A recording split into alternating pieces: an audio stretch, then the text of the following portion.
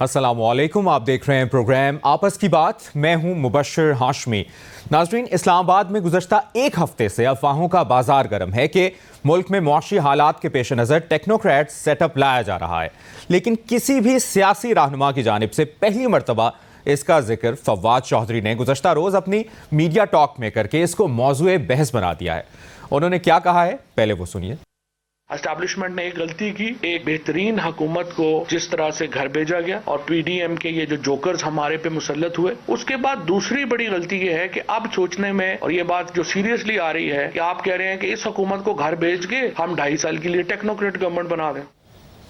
और इसके बाद इमरान खान ने भी गुज़श्ता रोज़ सहाफ़ियों के साथ अपनी मुलाकात में इस बारे में तशवीश का इजहार किया और बताया कि ये उनकी जमात को किसी सूरत भी कबूल नहीं और वो इसकी भरपूर मुखालिफत करेंगे। दूसरी जानिब मुस्लिम लीग नून की अगर बात की जाए तो उनका इस हवाले से रद्द-ए-अमल ये था कि उन्हें इसका इल्म नहीं, ना कहीं से ऐसी मैसेजिंग हुई है। आप मुझे बताएं कि किसने बात की है इनसे। बिल्कुल हमें कोई मैसेजिंग नहीं हुई और इनको भी कोई मैसेजिंग नहीं हुई। सिविल एजेंसियों की कोई रिपोर्ट आपके इल्म में नहीं है जिसमें ये बात हो कि हाँ जी टेक्नोक्रेटिक सेटअप के हवाले से कोई मीटिंग हो रही है, कोई बातें हो रही हैं? बिल्कुल कोई ऐसी बात नहीं है और उस तरफ से जो है वो कोई इस किस्म का कोई मैसेज या कोई इस किस्म की कोशिश या इस किस्म का राब्ता। जबकि आज असद कैसर ने हुकूमत पर इल्ज़ाम आयद कर दिया है कि लॉन्ग टर्म उबूरी हुकूमत की पेशकश उनको हुकूमत की जानिब से की गई थी। खबर यह भी है कि एक मरतबा फिर हफीज़ शेख समेत रजा बाखिर और शब्बर जैदी टेक्नोक्रेट सेटअप से मुतालिक सरगर्म हो गए हैं और इस हवाले से चंद अहम मुलाकातें भी कर चुके हैं और आजकल टीवी शोज़ में बैठकर ऐलान कर रहे हैं कि 1 महीने से भी कम वक्त में कौमी हुकूमत आने का इम्कान है। प्रोग्राम में आज हमारे साथ मौजूद हैं सीनियर सहाफ़ी तज़ियाकार मज़हर अब्बास साहब, रऊफ़ कलांसरा साहब और तर्जुमान मुस्लिम लीग नून उज़्मा बुखारी साहिबा ने भी हमें ज्वाइन किया। आप तीनों के वक्त का बहुत बहुत शुक्रिया। रऊफ़ कलांसरा साहब, आपसे डिस्कशन का आगाज़ करेंगे। टेक्नोक्रेट हुकूमत की बाज़गश्त, जिस तरह बयानात भी सामने आ रहे हैं, आपको ये महज अफवाहें लग रही हैं या इसमें हकीकत भी है? वैसे वो जितने कॉन्फिडेंट थे, अभी आपने जो दिखाया भी है उनका शब्बर जैदी साहब का, उनका काशिफ के साथ जो प्रोग्राम उन्होंने किया है, तो बड़े कॉन्फिडेंट लग रहे थे और बता भी रहे थे, शायद उनकी मुलाकातें भी हुई हैं कुछ। और मैं उसके साथ काशिफ के प्रोग्राम में था तो मैंने काशिफ से पूछा कि जो शब्बर जैदी साहब आपको ये बता रहे थे कि यहाँ पे आज निगरान हुकूमत या इस तरह टेक्नोक्रेट हुकूमत आ रही है और मुलाकातें हुई हैं उनकी और हो भी रही हैं, इंटरव्यूज़ हो रहे हैं, तो ये कब की बात कर रहे हैं? टाइम फ्रेम क्या है? ये नवंबर से पहले की बात हो रही है या ये दिसंबर से ये मुलाकातें शुरू हुई हैं? कोई टाइम फ्रेम का पता चला ना कि पिछली हुकूमत ये करना चाह रही थी, पिछली जो इस्टेब्लिशमेंट थी तो वो कि इस तरह के कोई आके प्रोजेक्ट पे काम कर रहे थे, या जो नई इस्टेब्लिशमेंट है ये करना चाह रही है? तो काशिफ का ये कहना था, मैं उन्हीं को कोट कर रहा हूँ, उन्होंने कहा जनाब ये कल परसों की मुलाकातें हुई हैं, मतलब बल्कि उन्होंने कहा दिसंबर में ये सब कुछ इनकी मुलाकातें हुई हैं। अगर ये दिसंबर में हुई हैं तो मेरे लिए थोड़ी सी बात हजम करना ये मुश्किल है। अगर 24-25 साल मुझे भी इस्लामाबाद में हो गए हैं कि एक नए चीफ आए हैं और इतनी सारे मतलब मुश्किलों के बाद उनको लाया गया है, बहुत सारी आपको पता है समरी आ रही है, नहीं आ रही, जा रही है, कौन बनेगा नहीं बनेगा, और उसके बाद हुकूमत ने उनको आर्मी चीफ लगाया। अभी इनको वो कहते हैं 1 महीना भी नहीं हुआ पूरा, तो 1 महीने बाद कैसे, अगर शब्बर जैदी साहब कह रहे हैं कि महीने बाद वो जाएंगे, शहबाज शरीफ साहब को कहेंगे कि जनाब का मेहरबानी फरमाए, हम आपकी जगह किसी और को वज़ीर आज़म लाना चाहते हैं, एक यहाँ मिनिस्ट्रियल कैबिनेट बनाएंगे, टेक्नोक्रेट्स लाएंगे और हमने उनको इंटरव्यूज़ भी कर लिए हैं, पोर्टफोलियो भी हमने उनको असाइन कर लिया, तो आप मेहरबानी फरमाए बोरा बिस्तरा बांधें तो आप घर जाएँ। तो मैं कि बात मुझे कोई कम अज़ कम मतलब कॉमन सेंस बुनियाद पे, पॉलिटिकल बुनियाद पे भी मुझे हजम नहीं हो रही कि नया चीफ आके, और स्पेशली जब पाकिस्तान में दहशतगर्दी दोबारा आके सर उठा रही है, तालिबान एक बिग थ्रेट बनकर आ रहे हैं, बलोचिस्तान आपका KP आप तो इस्लामाबाद तक बात पहुँच गए, कल नेशनल सिक्योरिटी का इजलास भी हो रहा है, आज उनकी मुलाकात भी हुई चीफ की, मेरा ख्याल है ये सारे मामला डिस्कस करने के लिए। तो क्लासरा साहब, आप इस्लामाबाद में मौजूद हैं, वक्त ये जाएंगे कहेंगे नहीं जनाब। जी आप इस्लामाबाद में मौजूद हैं, आपको क्या लगता है ये बाज़गश्त शुरू कहाँ से हुई है? ये इनिशिएट किसने किया है इस बात को?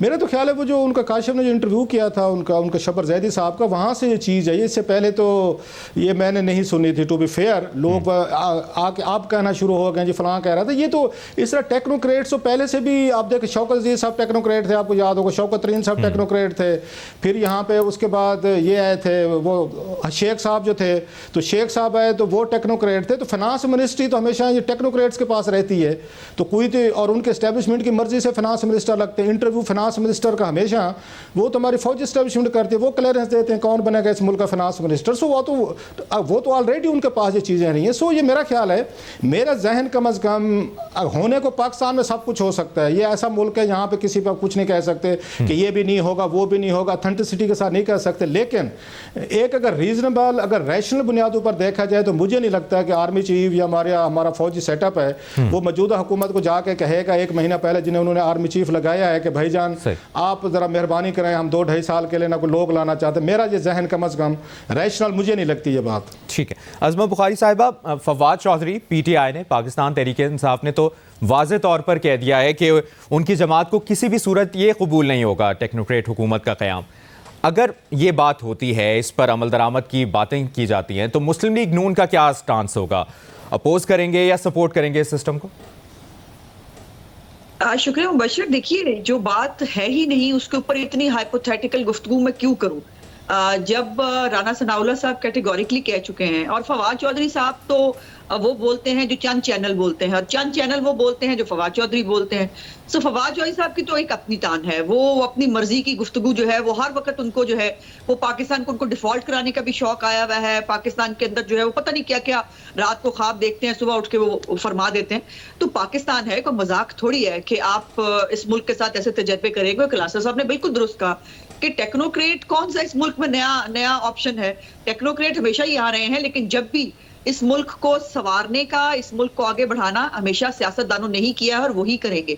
और ये नहीं हो सकता, मैं भी टोटली एग्री करती हूँ क्लासर साहब की बात से, ऐसी कोई बात किसी कार्ड्स पर हमारे पास तो मौजूद नहीं है। अब ये मुबशर साहब बहुत मतलब काबिल एहतराम है, लेकिन ये बहुत सारे बेरोजगारों की ख्वाहिश तो हो सकती है। मुबशर साहब जो है वो उन्होंने तो उनको शहबाज जैदी साहब जो है उन्होंने तो इमरान खान की जब उनको फारिग किया गया था तो उन्होंने उस वक्त भी कह दिया था पाकिस्तान डिफॉल्ट कर गया है, बस और महीने की बात है पाकिस्तान डिफॉल्ट करने वाला है। तो वो मेरा ख्याल है कि वो पता नहीं किस बुनियाद पर गुफ्तगू फरमाते हैं और किस तरह की गुफ्तगू फरमाते हैं। पाकिस्तान के अंदर जो है एक डेमोक्रेटिक सिस्टम मौजूद है जिसको अपनी टर्म पूरी करके इलेक्शंस के अंदर जाना है और उसके अलावा कोई ABCDC ना है और ना होगी। सही, वापस आपके पास आते हैं अज़मा बुखारी साहिबा, लेकिन उनसे पहले मैं चाहूँगा मज़हर अब्बास साहब आप भी अपना इनपुट दें। जिस तरह हफीज़ शेख, रज़ा बाक़िर और शब्बर ज़ैदी साहब के जो बयानात सामने आ रहे हैं और 1 महीने से भी कम वक्त में कौमी हुकूमत आने का इम्कान ज़ाहिर किया जा रहा है, इसको महज अफवाहें समझा जाए या बात बढ़ सकती है? देखिए, जब मिफ्ता इस्माइल साहब फाइनेंस मिनिस्टर थे तो उस पीरियड में एक मीटिंग हुई थी और उसमें बहुत से एक्स फाइनेंस मिनिस्टर को बैठाया गया था एक जगह, जिसमें शौकत तरीन साहब भी थे, जिसमें हफीज़ पाशा भी, हफीज़ शेख साहब भी थे, जिसके अंदर गालिबन शब्बर ज़ैदी साहब भी थे, मिफ्ता इस्माइल ख़ुद भी थे और ये उस वक्त तक सागदार नहीं आए थे और सबको बैठा के ये कहा गया था, क्योंकि उस वक्त डॉलर वाली सूरत हाल बहुत ख़राब हो गई थी, कि भाई इसका कोई हल निकालें कि इसका जो इससे माशी सूरत हाल से हम कैसे निकल सकते हैं। तो एक ये डिस्कशन उस वक्त जो ये मैं इंफॉर्मेशन की बुनियाद पे कह रहा हूँ कि उस वक्त तो ये हुआ था और सबको बैठाया गया था और उसमें शौकत तरीन भी थे। अब उसके बाद वो चीज़ें क्या हुई, उसके बाद ज़ाहिर है मिफ्ता हट गए, उसके बाद इसाक डार आ गए, तो कहीं ना कहीं ये डिस्कशन तो चलता रहा है, लेकिन आएगा कैसे टेक्नोक्रेट की? अब अगर फ़र्ज़ करें यही जो नाम हैं जिनको हम कह रहे हैं ex finance minister, economist, state bank, ये सब तो कहीं ना कहीं इसके ज़िम्मेदार होंगे ना इस माशी सूरत हाल के, क्योंकि ये सब के सब कहीं ना कहीं कभी ना कभी फाइनेंस मिनिस्टर रहे हैं। ये एक मुझे लगता है ये है कि ये एक आम तौर पे जो अफवाह होती है वो ऐसे ही नहीं आती, एक फिलर छोड़ा जाता है, उस पर फीडबैक देखा जाता है कि जी नेशनल गवर्नमेंट की बात आती है, कभी प्रेसिडेंशियल फॉर्म ऑफ गवर्नमेंट की बात आती है, कभी कैसे बनेगी टेक्नोक्रेट गवर्नमेंट, ज़रा मुझे बताएं ये कैसे होगा, क्या किस तरीके से इस गवर्नमेंट को ख़त्म किया जाएगा, किस तरीके से एक इंटरम सेटअप आएगा। अगर ये गवर्नमेंट ख़त्म भी होती है तो वो इंटरम सेटअप तो 60 रोज़ या 90 रोज़ के लिए आएगा, उसके बाद इलेक्शन कराने हैं। उसी सेटअप को कभी भी आप आगे नहीं बढ़ा सकते। हमने मोइन कुरैशी साहब के पीरियड में देख लिया इससे पहले भी जो इंटरम सेटअप थे वो इलेक्शन तक थे। ऐसा नहीं हो सकता, आपको आइन को सबवर्ट करना पड़ेगा इसके लिए। और मज़हर साहब, इंटरेस्टिंग बात ये है, यही बात मैं अज़मा बुखारी साहिबा के तरफ वापस लेके जाना चाहूँगा। इंटरेस्टिंग बात ये है कि नून लीग वाले कह रहे हैं कि ये पीटीआई ने शोशा छोड़ा है और इसका इल्म नहीं है, इस पूरे जो टेक्नोक्रेट हुकूमत की बाज़गश्त हो रही है उसका मुस्लिम लीग नून वालों का पता नहीं है। आपसे ये जानना चाहेंगे अज़मा बुखारी साहिबा, आज पीटीआई रहनुमा और साबिक स्पीकर कौमी असम्बली असद कैसर साहब ने जो गुफ्तगू की है, इल्ज़ाम आयद किया है कि हुकूमत ने, वफाकी हुकूमत ने लॉन्ग टर्म अबूरी हुकूमत की पेशकश की। इस पर क्या रद्द अमल है मुस्लिम लीग नून का? आज कैपिटल टॉक में उन्होंने बात की। देखिए, पीटीआई वाले तो माशाल्लाह इतने सादिक और अमीन है, और अब तो उनकी सदाकत और अमानत की डिटेल्स भी जो है वो छपनी और पता चलनी शुरू होगी कि कैसे सादिक और अमीन डिक्लेयर होते हैं ये लोग। ये तो हर रोज एक नई जो है वो बात छोड़ते। असद कैसर साहब को नाम लेना चाहिए था। अगर ये कोई उनके साथ, अव्वल तो कोई ऐसी निगोशिएशंस हो नहीं रही, और अगर कोई निगोशिएशन उनके साथ हुई है, किसने की है, यही बात राना साहब ने भी कही है, तो उनको नाम लेना चाहिए था। ये खामखा जी मुझे कहा गया। इनका प्रॉब्लम ये है कि वो मुहावरा नहीं है कि बिल्ली जो है वो कान लेके भागी, ये इनका वो हाल है। और हियर से के ऊपर जो है वो सुनी सुनाई बात के ऊपर गुफ्तगू करना, उस पर पूरा एक महल क्रिएट कर देना तसव्वुरात का, वो पहली दफा तो नहीं हो रहा। वो 35 पंक्चर, वो उर्दू बाजार के पेपर, वो पता नहीं क्या क्या, तो वो इनका वतीरा है कि ये एक खुद फिलर जो है वो मार्केट में जो है वो भेजते हैं, उसके बाद उसके ऊपर पॉलिटिक्स करते हैं, उसके बाद उसको एक बयानिया बना लेते हैं और वो करने की कोशिश करते हैं।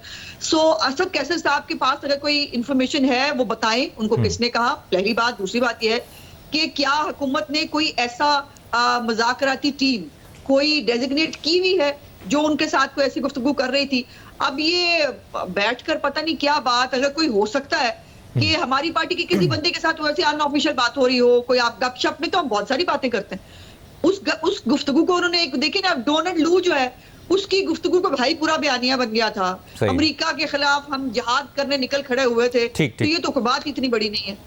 सही। रऊफ क्लासरा साहब, आप इस्लामाबाद में मौजूद हैं, क्या खबरें आप तक पहुंची हैं? जिस तरह आप कह रहे हैं कि अभी कुछ दिन हुए हैं और ये बात शुरू हुई है टेक्नोक्रेट हुकूमत से मुतालिक जो बाज़गश्त हो रही है, क्या टेक्नोक्रेट सेटअप के लिए कोई कानूनी रास्ता तलाश किया जा रहा है? इस बारे में भी कोई न्यूज़ है, कोई मालूमात है? मेरा नहीं ख्याल, जो मैंने आपको बात पहले की, थोड़ा उसको मज़ीद एक्सप्लेन करके कहूँ कि इस वक्त अगर उनके असद कैसर साहब की बात मान ली जाए जी कि हमसे किसी हुकूमत के बंदे ने रब्ता किया, पहले तो बिल्कुल ठीक कह रही हमारी बहन के, उनको नाम बताना चाहिए कि जी मज़हर साहब ने किया, रऊफ़ ने किया, आपने किया, किसने किया। जनरल बात से तो फिर तो मतलब कन्फ्यूजन वाली बात है कि मज़ीद इस पर थोड़ी सी कन्फ्यूजन फैलाई जाए, आपको नाम बताना चाहिए। दूसरा, अगर ये काम करते, सपोजली अगर हुकूमत ये काम कर रही है, शहबाज शरीफ साहब, डार साहब, सारे ये लोग कह रहे हैं कि ठीक है जी हम इनसे रब्ता करते हैं, इनसे अपोजिशन से, और कोई हम केयर टेकर या निगरान हुकूमत बनाते हैं इसके लिए 2 साल के लिए, तो मेरा ख्याल है ये अपने, वो कहते हैं ना, अपने सियासी उसमें तबूत में कील ये ठोंकेगी। ये नवाज लीग जो है हमेशा के लिए इन पे ये रहेगा कि ये देखें जनाब, आपसे मुल्क नहीं चल रहा था, आप बड़े दावे करते थे जी हमारे पास बड़े काबिल लोग हैं, बड़े हमारे पास एफिशिएंट लोग हैं, हमारे पास तो डार साहब हैं, मिफ्ता साहब हैं, एक लंबी लिस्ट है, हमारे पास तजर्बाकार हैं। तो आप तजर्बाकार थे, आपने हुकूमत ली, यहाँ पे बहुत सारे पोलिटिकली यहाँ पे टर्माइल हुई, इमरान खान साहब को बहर भेजा गया, यहाँ पे बड़े सारे उसके बाद हंगामे हुए, वो सारे हैं हमारे सामने। अगर आपसे मुल्क नहीं चलता था, आप इकॉनमी ठीक नहीं कर सकते थे, तो फिर इमरान खान साहब को क्यों घर भेजा आपने? फिर क्यों आप उनको सड़कों पर लेके इतना बड़ा क्राइसिस आपने क्यों पैदा किया? सो ये हुकूमत, अगर मैं कह रहा हूँ, जो मुझे नहीं लगता, मेरा जहन नहीं मान रहा, आई में भी रहा कि ये कल को हो भी सकती हैं चीज़ें, हुकूमत अगर प्लेट में रख के और इमरान खान साहब की मर्जी से मिल मिला के अगर वो लेकर आते हैं टेक्नोक्रेट, तो ये तो अपनी पॉलिटिक्स को ख़त्म करेंगे। कल को किस मुंह से जाके लोग उसे वोट मांगेंगे, हमें वोट दें, हम मुल्क को ठीक कर देंगे, इकॉनमी ठीक कर देंगे, हम ज़्यादा बेहतर, हम आगे बेटर गवर्नेंस करेंगे। अब इनका डू और डाई वाला मामला है, जीना मरना है, स्विम सिंक वाला है, इन्होंने खुद चलाना है, इन्होंने इनसे चले ना चले।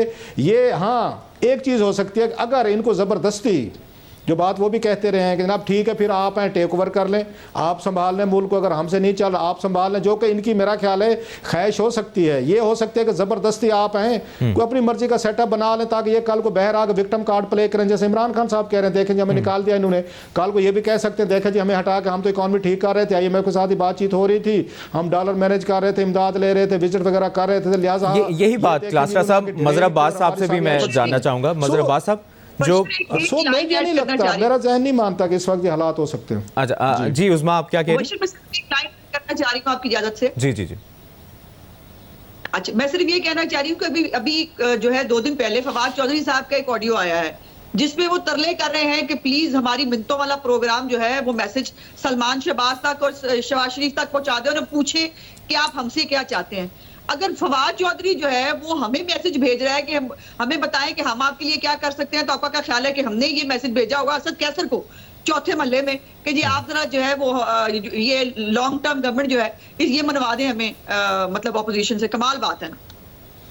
लेकिन मैसेज का अभी टाइमिंग से मुतालिक कंफर्म नहीं है उस्मा बुखारी साहिबा, तो हम इस पर मजीद डिस्कस नहीं कर सकते। लेकिन मजहर अब्बास साहब जिस तरह जी मजहर अब्बास साहब जिस तरह रऊफ क्लासरा साहब भी बात कर रहे थे, एक तो उस पर आपका क्या ओपिनियन है, और अगर IMF की जो मीटिंग है मार्च में होनी है उससे मुतालिक अगर कोई शराइत में मजीद बातें सामने आती हैं, और क्या आपको लगता है कि IMF की शराइत को देखते हुए ये सिचुएशन इस तरफ चली जाएगी?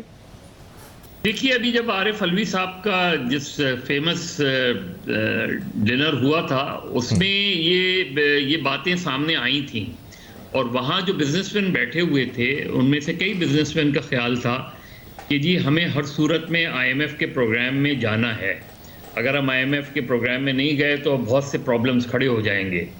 और उधर ही ये भी बात हुई कि इस वक्त जो है अगर गवर्नमेंट ख़त्म होती है और कोई इंटरम सेटअप बनता है तो जो IMF है वो इंटरम गवर्नमेंट से बात नहीं करेगा।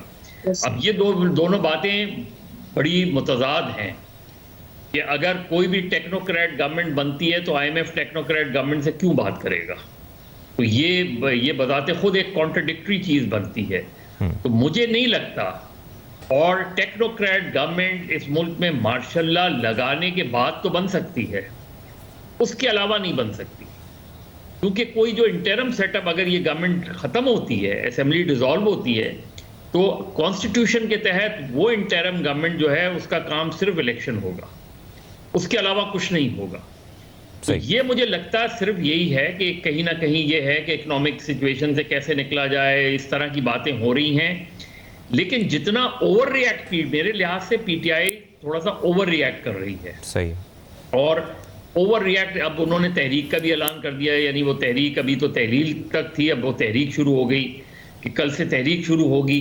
तो ये सारी चीज़ें मुझे लग रहा है कि PTI के जो है वो अननेसेसरी नर्वस हो रही है। ये बात ठीक है कि अगर इस तरह की कोई भी गवर्नमेंट बनती है तो वो गैर आईनी होगी, वो गैर कानूनी होगी, उसको सिर्फ नजरिए ज़रूरत के तहत आप उसको तहफ़्फ़ुज़ दे दें तो दे दें, वरना नहीं बनता। यानी शहबाज शरीफ भी चाहें तो टेक्नोक्रेट गवर्नमेंट नहीं बना सकते। टेक्नोक्रेट गवर्नमेंट बनाने के लिए आपको एक्स्ट्रा कॉन्स्टिट्यूशनल एक्शन स्टेप्स लेने पड़ेंगे, जो कि मुझे नहीं लगता इस सर्कमस्टांसेस में होगा। लिहाजा आप अगस्त में ये इनकी टेन्योर खत्म हो रहा है, आप गुफ्तगू ये कर सकते हैं कि भाई जून में खत्म कर लो, अगस्त में इलेक्शन करा दो, और एक स्टेबल गवर्नमेंट, एक गवर्नमेंट जो 5 साल के लिए आएगी, उस गवर्नमेंट के पास ज्यादा बड़ा मैंडेट होगा, और होना चाहिए ज्यादा बड़ा mandate. Continuity of the system को अगर आप डिस्टर्ब करेंगे तो आप ये आप बेहतरीन टेक्नोक्रेट्स को ले आएं, ठीक है, बेहतरीन फाइनेंस मिनिस्टर को ले आएं। अगर आप कंटिन्यूटी ऑफ सिस्टम को डिस्टर्ब करेंगे बिल्कुल सही। मज़हर साहब आपका पॉइंट आ गया, उसमें आप कंक्लूड कर दें इस पर्टिकुलर डिस्कशन को।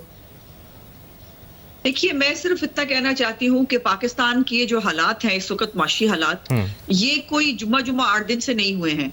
और जब ये जो इमरान खान इस वक्त हमारे ऊपर ब्लेम जो है वो कर रहे हैं बार बार हर चीज का, वो खुद अपने एक इंटरव्यू में, बड़ी मेहरबानी है उनकी मुंह से कभी कभी सच निकल जाता है, वो मान गए कि उनके दौरे हुकूमत में भी 5% डिफॉल्ट का चांस तब भी मौजूद था, और उनके शौक हैं डिफॉल्ट के। कभी वो कहते हैं अदायगियां नहीं होंगी, हमने स्कूल बॉन्ड्स की अदायगियां भी कर दी, और हर तरह से कोशिश की जा रही है पाकिस्तान के हालात को स्टेबल करने की। लेकिन ये बात दुरुस्त है कि हम जो पाकिस्तान के हालात को बेहतर करने के लिए आए हैं, अब ये उसके ऊपर इमरान खान की ख्वाहिश कि मेरे को केस मैच्योर हो जाएगा और मैं नाअहल हो जाऊंगा, इससे पहले जो है वो इलेक्शन करा दो। पाकिस्तान इलेक्शन का मुतहम्मिल अभी फौरी तौर पर नहीं हो सकता। सैलाब ज़दगान की बहाली की बात है, अभी पाकिस्तान की मईशत को थोड़ा बेहतर करने की जरूरत है। मजीद अभी बहुत से चैलेंजेस हैं जिनसे नबरदाज़मा होना है। प्रोग्राम के अगले सेगमेंट में, अभी तो हम एक ब्रेक ले रहे हैं, प्रोग्राम के अगले सेगमेंट में हम बात करेंगे कि तहरीक इंसाफ के अरकान कौमी असम्बली मुस्ताफ़ी होने के बजाय ऐवान में वापस आने लगे हैं। 2 ने छुट्टी की दरख्वास्त दे दी है, 3 ने रजिस्टर में हाजिरी लगाकर तनख्वाह का मुतालबा कर दिया है। क्या सिचुएशन बन रही है? वापस आते हैं एक ब्रेक के बाद, इस पर बात करेंगे।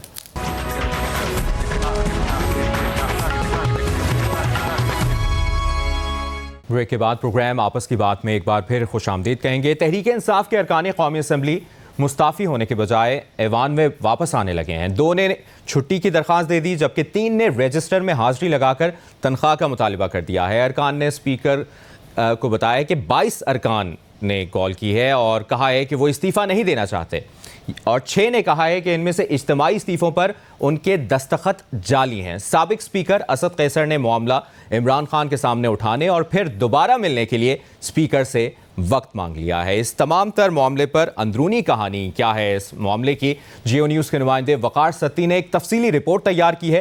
पहले वो देखते हैं, उसके बाद तज्जिया लेंगे। साबिक स्पीकर कौमी असम्बली असद कैसर की सरबराही में तहरीक इंसाफ का वफ्द 127 इस्तीफों के मामले पर स्पीकर कौमी असम्बली राजा परवेज अशरफ से मुलाकात के लिए पहुंचा तो हकाइक जानकर दम बखुद रह गया। स्पीकर ने इस्तीफे न देने वाले अरकान का कच्चा चट्टा खोल कर रख दिया। मालूम हुआ है कि स्पीकर का कहना था कि तहरीक इंसाफ के अरकान नवाज इलाही, तालिब नकई ने तो छुट्टी की दरख्वास्त दे दी है। जुबैदा जलाल, गुलाम बीबी भरवाना और गुलाम मोहम्मद लाली ने ऐवान के हाजिरी रजिस्टर में हाजिरी लगाकर तनख्वाह का मुतालबा किया है। जराये के मुताबिक स्पीकर ने कहा कि 22 अरकान ने उन्हें टेलीफोन करके कहा कि वो इस्तीफा नहीं देना चाहते, जबकि 6 अरकान का कहना था कि इज्तिमाई इस्तीफों पर उनके दस्तखत जाली हैं। राजा परवेज अशरफ का कहना था कि उन्होंने इस्तीफों के मामले में पिक एंड चूज की पॉलिसी इख्तियार नहीं की, सिर्फ वो इस्तीफे मंजूर किए जो हाथ से लिख कर दिए गए थे और ऐवान या मीडिया में इस्तीफों का ऐलान भी किया। स्पीकर ने वक्त पर वाजे किया कि वो इज्तिमाई इस्तीफे मंजूर नहीं करेंगे। वक़ार सत्ती की रिपोर्ट आपने मुलाहिज़ा की, और हैरान कुन बात यह है कि आज स्पीकर से तयशुदा मीटिंग में शाह महमूद कुरैशी और परवेज़ खटक का ना जाना भी कई सवालात खड़े कर रहा है। मज़हर अब्बास साहब, क्या आपको पाकिस्तान तहरीक इंसाफ के अरकान PTI खुद एक पेज पर नजर आ रही है आपको? देखिए, दोनों चीजें, एक तो कंफ्यूजन बहुत है PTI के अंदर, और कंफ्यूजन इसी वजह से है कि आप आज से इतने अरसे से आप रेजिग्नेशन की बात कर रहे हैं। अगर इंडिविजुअली आपने जाना था तो हर मेंबर को कहते कि जाके वो स्पीकर से मिले और स्पीकर के सामने अपना इस्तीफा पेश कर दे।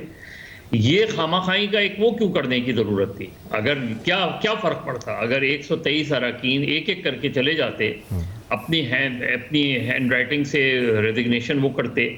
तो एक तो ये कि PTI ने अननेसेसरी इसको चीज़ों को वो ड्रैग किया। दूसरे ये कि स्पीकर ने जो ये बात सारी की है, तो जिन्होंने दस्तखत कर दिए हैं तो उनके स्पीकर नोटिफिकेशन जारी करें कि उनके रेजिग्नेशन जो है वो रिजेक्ट हो गए हैं या वापस कर दें। जिन्होंने उनसे तनख्वाह का मुतालबा किया है और जो लोग मिलना चाहते हैं, मिलने वाले चलें, टेलीफोन वाले आएंगे तो अलग।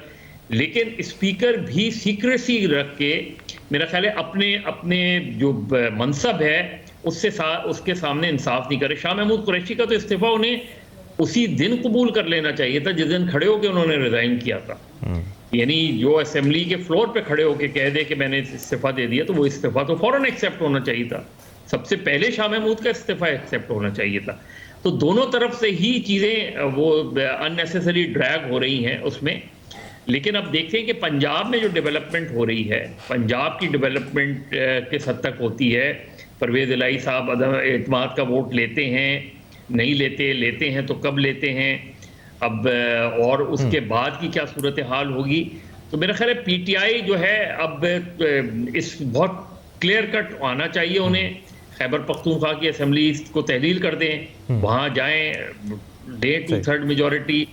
पंजाब असेंबली को भी तहलील करें या वोट ऑफ कॉन्फिडेंस लेके तहलील करें।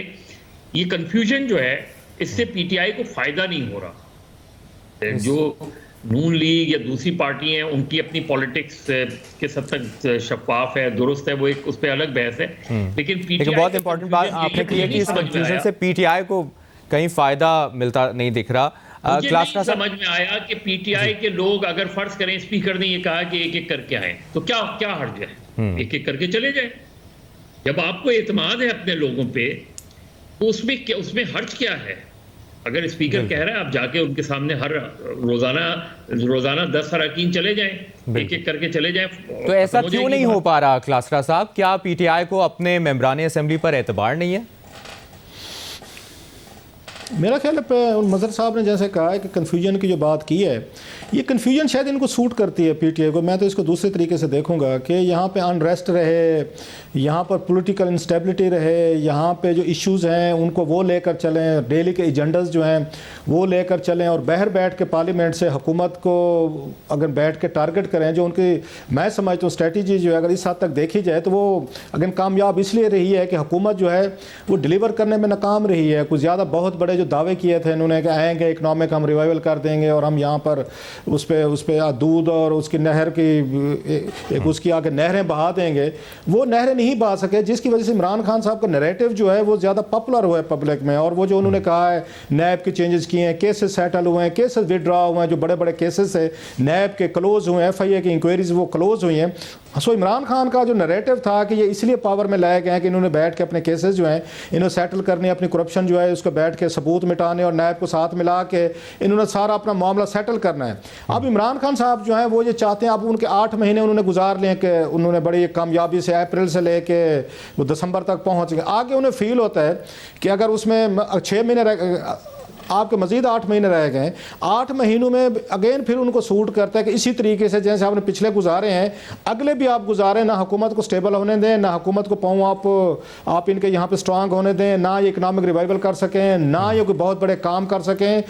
सो जो इमरान खान साहब का उनका पॉपुलैरिटी का ग्राफ है वो उसको इंटैक्ट रखना चाहते हैं, और वो चीज़ इंटैक्ट रह सकती है 2 चीज़ों से कि हुकूमत इसी तरीके से पुअर परफॉर्मेंस करती रहे, बैड परफॉर्मेंस करती रहे, अपने केसेस ही सेटल करवाती रहे, अपने मामला में पड़ी जाए और इनसे इकोनॉमिक रिवाइवल ना हो, नंबर 1। लेकिन क्लासरा साहब इस दौरान सड़क पे रहे, इस दौरान पीटीआई करते रहे के जो अंदरूनी मामलात हैं वो फिर कंफ्यूज हो रहे हैं। जिस तरह शाह महमूद कुरैशी और परवेज खटक पाकिस्तान तहरीक इंसाफ के 2 अहम रहनुमा हैं, अगर वो नहीं मुलाकात में जाते यानी इसका मतलब है कहीं ना कहीं कंफ्यूजन है। क्या आपके पास क्या मालूमात है? ये लास्टली इसमें ना ये हम बड़ी पुरानी कहानियां सुन चुके हैं। हर पार्टी में ना गुड कप बैड कप चलता रहता है। अच्छा, एक जमहूरी पार्टी होती है, मतलब नवाज लीग में भी इसी तरह के इशूज 2-3 कैंप हैं जिनका नाम बताए जा सकते हैं। शाहिद खकान अब्बासी साहब का अलहदा है, शहबाज शरीफ साहब का अलहदा है, या ख्वाजा आसिफ साहब अलहदा हैं। ऐसे पीपल्स पार्टी में देख लें 2-3 ग्रुप वहाँ पे चलते हैं। इमरान खान साहब के पास भी 2-3 ग्रुप चलते रहते हैं। डेमोक्रेटिक पार्टी में इस तरह की चीज़ें होती रहती हैं। मैं इसको ज़्यादा सीरियस नहीं लेता होता कि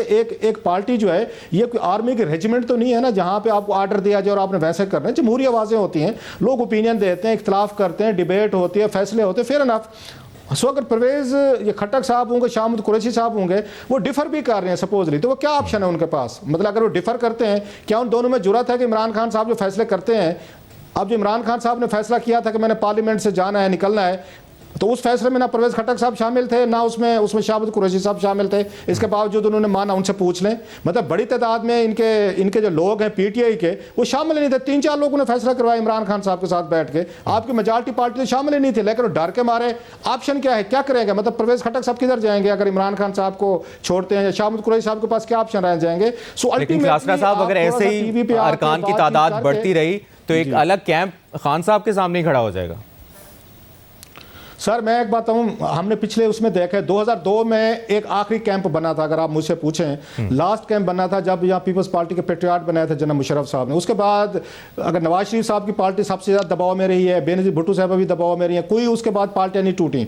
इमरान खान साहब की पार्टी भी नहीं टूटी। वो ठीक है 4-5-10 लोग अगर साइड पर चले गए हैं तो इसके बावजूद कोई इतना बड़ा कोई अपना इतना डेंट नहीं पा सके। आपने देखा होगा पंजाब में जिन लोगों ने डिच किया, उनको पीटीआई को छोड़ के गए, वो जिमनी इलेक्शन में आगे सारे के सारे हारे, मोस्टली हार गए इलेक्शन वहां पे, ये जुलाई 18 को हुए थे। सो इतनी बड़ा इसमें डेंट नहीं पड़ा ना। नवाज शरीफ साहब की पार्टी में डेंट पड़ा था, मुशर्रफ साहब डाल सके थे, ना बेनज़ीर भुट्टो साहब की पार्टी में जब उन्होंने पेट्रियाट बनाया था वो डेंट पाल के उसको खत्म कर सके थे, ना इमरान खान साहब की पार्टी में इस तरह के 8-10-20 लोग डेंट डाल सकते हैं। मेरा नहीं ख्याल जमहूरी पार्टीज में इस तरह के इख्तिलाफात लोग आते जाते रहते, चलता रहता है सारा। सही।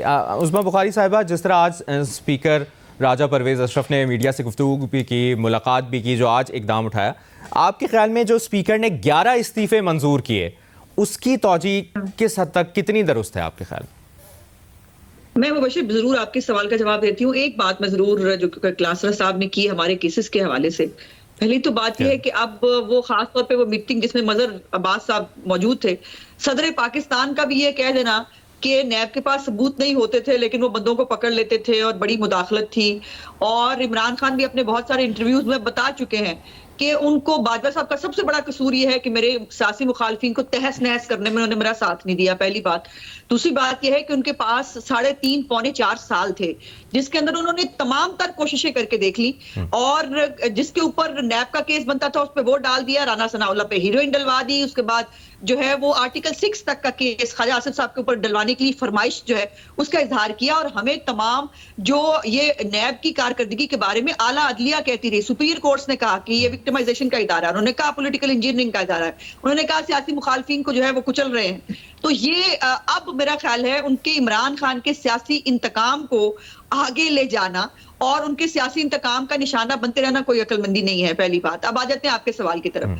देखिए, बड़ा कानून क्लियर है इस हवाले से, रूल्स बड़े क्लियर हैं मुबशर, कि जो रेजिग्नेशन है उस पे स्पीकर की सेटिस्फैक्शन होना इज द ओनली क्राइटेरिया, और वो खुद पर्सनली बुलाकर मिलते हैं मेंबर से और वो उसका इस्तीफा एक्सेप्ट करते हैं। अब जैसे मजहर साहब ने कहा, क्या अमर माने हैं कि आप अपने मेंबर्स को बारी बारी भेज दें, और एक ये प्रैक्टिस बाय द वे पहले हो चुकी है।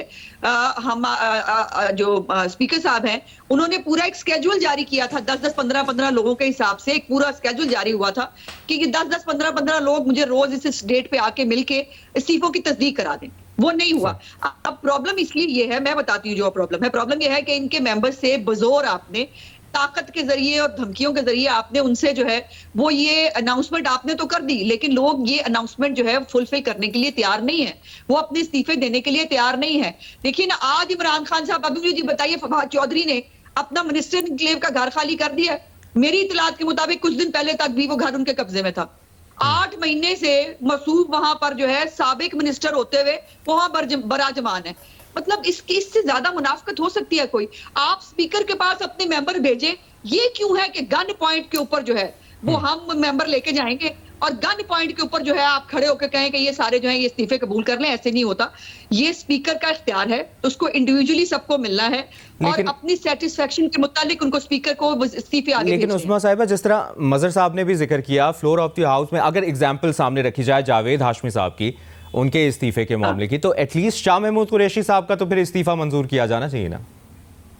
मैं वैसे समझती हूँ सभी के मंजूर कर दिए जाने चाहिए थे, अगर मुझसे आप मेरी जाती राय तो पूछें। लेकिन देखिए, हम एक और मुस्लिम लीग नून की क्या राय है? मुस्लिम लीग नून वैसे क्या चाहती है? इस्तीफे मंजूर करना चाहती है या ड्रैग करना चाहती है? ये इस्तीफा 2014 में भी खेल गए थे। उस वक्त भी जो है इनके इस्तीफे कबूल नहीं किए थे और कहा था कि नहीं, एक पॉलिटिकल पार्टी है, एक मेन स्ट्रीम पार्टी है, इसको पार्लियामेंट के अंदर रहना चाहिए। आज भी हमारा अभी भी पॉइंट ऑफ व्यू ये है कि इनको पार्लियामेंट के अंदर रहना चाहिए। इंतखाबी इस्लाहात की बात है, इदारों की बेहतरी करने की बात है, कुछ भी करने की बात है, इनको पार्लियामेंट में हाउस में आकर बात करनी चाहिए। और हम जो है इसलिए शायद थोड़ी सी ढील का मुजाहरा इनके साथ किया गया है, अदरवाइज मैं अगर स्पीकर होती तो अभी तक मुझे सारे इस्तीफे मंजूर कर लेने थे। अच्छा, एक और कमेंट मैं आपसे जानना चाहूँगा उस्मा बुखारी साहिबा, जो शाह महमूद कुरैशी साहब ने भी जिक्र किया कि बिलावल भुट्टो जरदारी ने भी उनको ऑफ़र किया है कि आए, मिल बैठ के मुज़ाकरात करें और मुज़ाकरात से मसाइल का हल निकालें। मैंने तो कहा, हम सब कह रहे हैं, और राना सनाउल्लाह साहब पहले आदमी थे जिन्होंने जो है ये हमारी तरफ से ये बात की थी। उसके बाद ख्वाजा आसिफ साहब हों, और शहबाज शरीफ जब वजीर आजम है, वो जब ऑपोजिशन लीडर थे, जब वो इमरान खान के दिए हुए केसों में कैद भुगत रहे थे और वो जो है वो प्रोडक्शन ऑर्डर के जरिए हाउस में आए थे, उन्होंने तब भी कहा, मिसाकी मईशत की बात भी की, उन्होंने कहा इकट्ठे चलते हैं, आपके साथ बैठने के लिए तैयार है। लेकिन इमरान खान का गुरूर और तकब्बुर इतना है, वो ना किसी के साथ बैठ सकता है ना बात कर सकता है। और अभी भी इनको पार्लियामेंट में आने के अलावा, देखिए इलेक्शन, ये जो सुप्रीम कोर्ट के अंदर भी इनके इस्तीफों के हवाले से एक केस गया था, उसके ऊपर सुप्रीम कोर्ट ने भी इनको बार बार कहा, जो वैसे उनका काम नहीं है, उन्होंने उसमें भी कहा, उन्होंने कहा कि आपको पार्लियामेंट में वापस जाना चाहिए और आप अपने हलकों की नुमाइंदगी करें जाकर। अब तो आलम यह है मुबशर, इतनी तकलीफ दे बात है कि वो सिर्फ इमरान खान की अना की तस्कीन के लिए अभी जो पिछले इलेक्शन हुए थे, बाई इलेक्शन, वो 8 के 8 इलेक्शन में इमरान खान खुद खड़े हो गए। प्रोग्राम में एक ब्रेक लेते हैं, ब्रेक के बाद दोबारा वापस आते हैं, साथ रहिए।